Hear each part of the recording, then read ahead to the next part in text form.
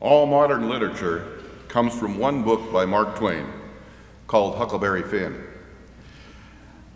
That's the estimate of Ernest Hemingway, who famously said that. Other literary giants, such as Carl Sandburg and T.S. Eliot, are among hundreds of critics that lionized Mark Twain's work.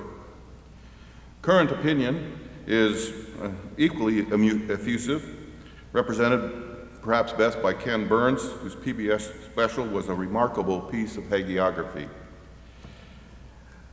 There is no doubt that Mark Twain possessed rare gifts. He wrote more than 30 full-length books and published dozens of short stories. In addition, hundreds of essays flowed from his pen. At his most prolific, he produced 4,000 words per day, day after day after day. An incredible accomplishment. No word processor, no typing, when you consider that he wrote everything with a flowing, cursive longhand. And still, all this literary explosion was but a secondary draw in his own day. More popular were his personal appearances on the lecture circuit. He packed the house, whether it was in San Francisco or Bombay, Cape Town or San Francisco. For a modern equivalent, think of ZZ Top or Madonna, a comparison, by the way, that says something about our own times in which we live. Mark Twain was a school dropout. He could have not been older than 12 years old when he spent his last day in the classroom, perhaps even 11. The unexpected death of his father left the family destitute, and young Samuel Clemens had to seek employment. He later observed, "So I became a newspaper man. I hated to do it, but I could not find honest employment." This wry one-liner reminds us that he became famous for numerous and oft-quoted witticisms. And if you want to establish, even today, a source for some smart remark, simply begin by saying, "As Mark Twain said." For a man with little formal education, he was exceptionally well-read, and he commanded a prodigious vocabulary. His semi-public readings of Dickens and Browning became legendary. Shakespeare, Samuel Johnson, and Thomas Carlyle never failed to excite him. He read the Bible twice through, he claimed, by the time he was 15, and there's no reason to doubt that claim. Not all of his literary criticism was positive, however. Commenting on the writing of one of his contemporaries, he wrote, "His prose is unreadable, like Jane Austen. No, there's a difference. I could read his prose on a salary, but not Jane's. Jane is entirely impossible. It seems a great pity they allowed her to die a natural death." On another occasion, he wrote, "When I read Pride and Prejudice, I want to dig her up and beat her over the skull with her own shin bone." His dislike for Jane Austen is exceeded only by his contempt for Sir Walter Scott, whom he blamed for the American Civil War. There is abundant evidence that Mark Twain bore the mark of genius. Secular critics are often at a loss to account for his brilliance. As Christians, however, we should understand that the finger of God rested upon Mark Twain. We should not suppose, however, that Mark Twain was Christian. He was apostate and in rebellion against the triune God. In his latter years, he did not repent, but he rather doubled down. He accused God of the Old Testament with crimes of murder and jealousy and petty revenge. And Jesus was worse, for he invented the lake of fire and hell, which had not been in the Old Testament. We honor the genius, not because of the bearer, but rather because of the giver. The manifestation of the finger of God is not confined to his own saints, Mark Twain being a case in point. And I turn aside here for a moment to comment that it is a bizarre kind of spiritual pride for Christians to assume that our status as redeemed sinners entitles us to great doings. When it comes to choosing whom he will endow with genius, God does not take advice from us. In addition to his literary genius, God gave Mark Twain a remarkable gift of perception. His assessment of the human condition was razor sharp. Famous for his humor, he himself maintained that it was only a carrier for distasteful medicine. The bitter pill was that mankind is disgusting. You do not understand Mark Twain until you realize that at its deepest level, his humor was not comedic. Rather, his humor was ultimately tragic. He wrote in the margin of one of his books, "What a man sees in the human race is merely himself in the deep and honest privacy of his own heart." Lord Byron despised the race because he despised himself. I feel as Byron did, and for the same reason. Mark Twain increasingly adopted Thomas Hobbes' lament that the natural state of man is solitary, poor, nasty, brutish, and short. And eventually, this description of humanity became so fixed in his mind that he frequently referred to mankind as the damned human race. Of course, in this he was spot on. The race of Adam is indeed damned. And the magnitude of that calamity is something that many Christians fail to appreciate. To this keen-eyed apostate, however, God appointed the task of exposing the ruin of the human race. Mark Twain's despair regarding the human race can be divided into three complaints. First, he realized that by nature and unrestrained, mankind was vicious, cruel, and pusillanimous. Many of the incidents of his most famous book, Huckleberry Finn, are calculated to establish the littleness, the weakness, and the meanness of the all-around God. One particular incident stands out for its vehemence and passion. In the novel, Colonel Sherburne is a man of wealth and privilege in a small Arkansas river town. You can think of him as Bricksville's one-percenter. In the course of events, a lynch mob forms to hang Sherburne, and in the ensuing scene, Mark Twain puts all of his withering contempt of mankind into Sherburne's speech. Huck reporting on the incident.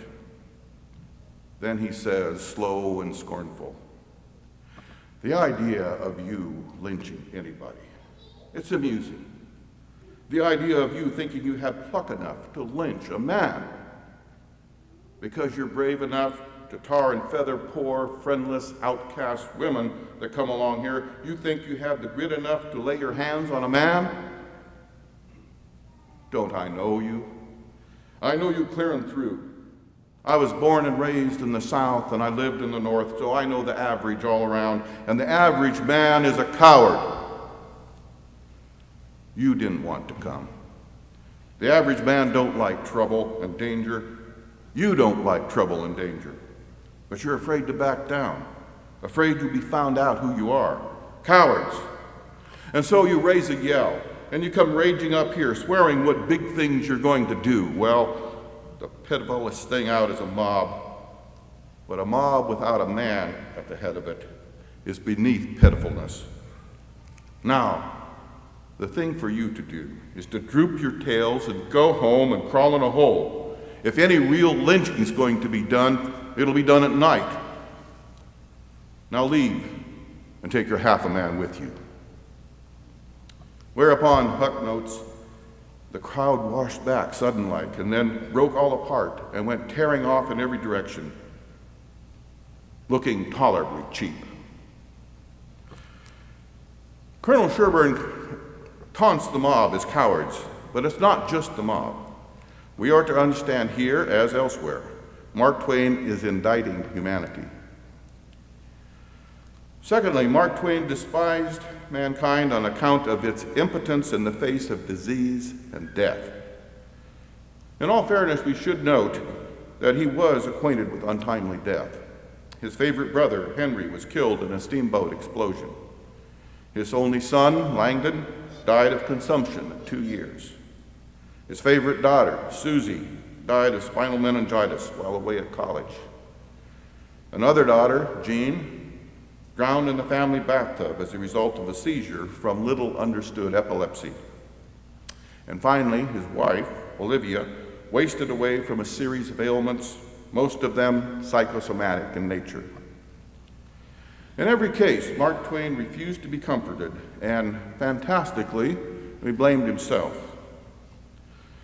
Soon enough, however, he would transfer the blame. God was the cause of horrible suffering, disease, and death.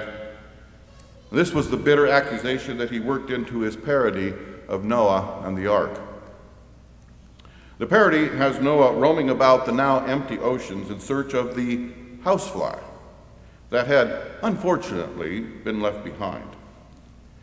We pick up the tale after the fly was found and stored away safely in the ark. Twain writes, "From the dawn of creation, the Lord had foreseen that Noah, being alarmed and confused, would prematurely fly to sea, unprovided with a certain invaluable disease.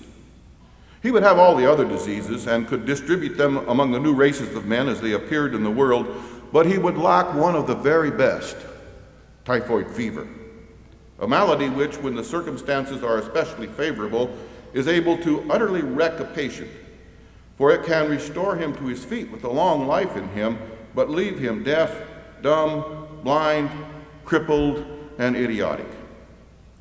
The housefly is its main disseminator." And so, from that rescued housefly, in the ages that have since elapsed, billions of sick beds have been stocked and billions of wrecked bodies sent tottering about the earth. You get the picture here, as well as other places. Mark Twain rails against God, accusing him of death and disease. But you must understand that for Mark Twain, death and disease spell out in capital letters man's dependence upon circumstances and conditions that are utterly beyond his control. This brings us to Mark Twain's third criticism of the damned human race. He reserved his deepest critique for mankind's lack of freedom. He knew that man was a slave, and he hated it. In my Mark Twain class, I argue that Mark Twain began the novel Huckleberry Finn as a quest for human freedom. There must be some place, he reasoned, where man could operate with no outside constraint, a place where he could be truly free. And so the novel was Mark Twain's project to establish conditions favorable for the exercise of autonomous human freedom. This project is most unmistakably expressed by the contrast between life on the raft and what happens on shore. When Huck and Jim are on the raft, they are free and easy. There are no restrictions as they float aimlessly down the mighty Mississippi. When they find themselves on the shore, they are forced to associate with the representatives of civilization. And the result is always some sort of distress and grief. On shore, there is only pride, stupidity, cruelty, corruption, chicanery, and murder. These are the markers of the human condition. The reader naturally applauds Huck's revulsion. Returning after one particularly distressing excursion, Huck exclaims, "I was powerful glad to get away from the feuds, and so was Jim to get away from the swamp. We said there weren't no home like the raft after all. Other places do seem so cramped up and smothery, but a raft don't. You feel mighty free and easy and comfortable on a raft." Unfortunately for the author's project, the raft was not reality. By the time the raft reached Pikesville, Arkansas, Mark Twain had no choice but to abandon the project. The raft simply was not capable of carrying the burden of hope that the author placed upon it. His only alternative was to resort to slapstick humor, and the last 11 chapters are burlesque humor that drives home the author's disillusionment. Mankind is a study of tedious and meaningless existence. So Mark Twain scrutinized the human race, and he rendered a verdict of total depravity. Tragically, he remained a one-point Calvinist. And few people are more miserable than a one-point Calvinist. Twain refused to trust God for the salvation of the world that he had come to deplore. He saw the damned human race, and he was disgusted. Tragically, he was blind to the new human race. He could not see it because he rejected Jesus, who was sent by the Father as the founder of the new human race. And rather than driving him to seek refuge of the living Christ, his failed quest drove him to alienation and despair. By the close of his life, Mark Twain was reduced to hollow laughter in the face of despair, paralyzing cynicism, and galloping loneliness. But you are not so constrained. For God has opened your eyes and made you citizens of the new human race. Praise him then, and resolve to love him with all your heart, soul, and mind. Thank you.